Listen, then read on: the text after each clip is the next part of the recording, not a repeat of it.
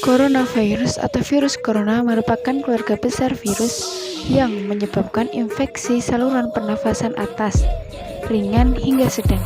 Seperti penyakit flu, banyak orang yang terinfeksi virus ini setidaknya satu kali dalam hidupnya. Dikutip dari situs website Halodoc, setidaknya 69 negara terus berjuang melawan ancaman virus corona. Dari 69 negara tersebut, pada hari Senin, tanggal 2 Maret 2020, nama Indonesia masuk dalam negara yang terjangkit virus corona. Pada saat itu, Bapak Presiden kita, Joko Widodo, mengumumkan virus corona Wuhan menjangkiti 2 warga Indonesia, tepatnya di Kota Depok, Jawa Barat. Kedua orang tersebut merupakan seorang ibu yang berumur 64 tahun dan putrinya yang berumur 31 tahun yang sempat berkontak langsung dengan warga Jepang yang positif mengidap COVID-19. Warga Jepang tersebut baru terdeteksi COVID-19 di Malaysia setelah meninggalkan negara Indonesia. Berikut faktor risiko infeksi corona.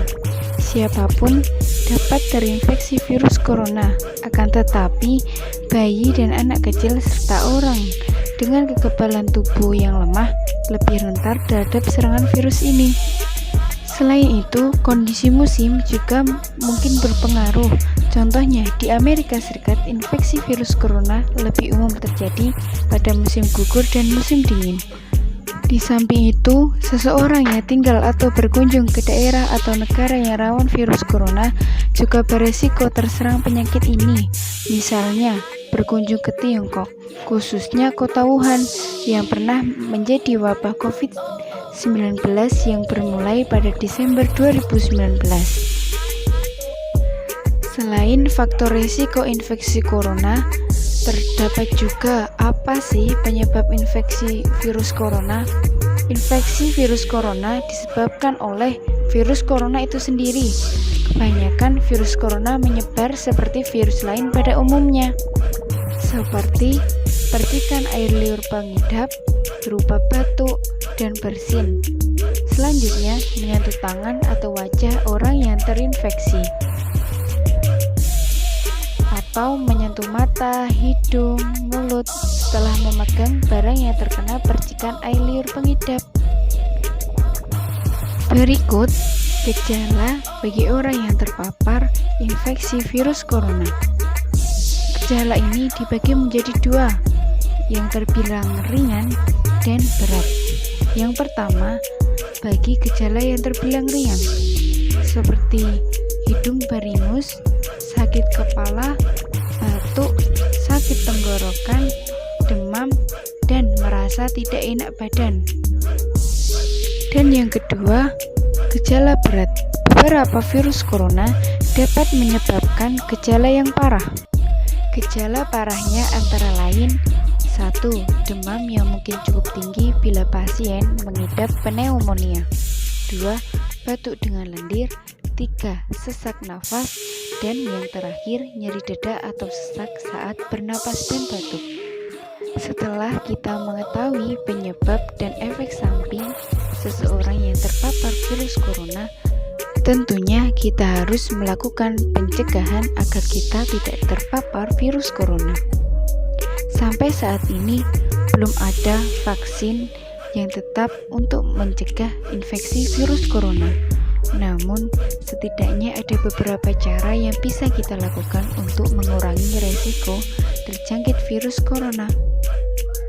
Caranya antara lain: yang pertama, sering-seringlah mencuci tangan dengan sabun dan air selama 20 detik hingga bersih.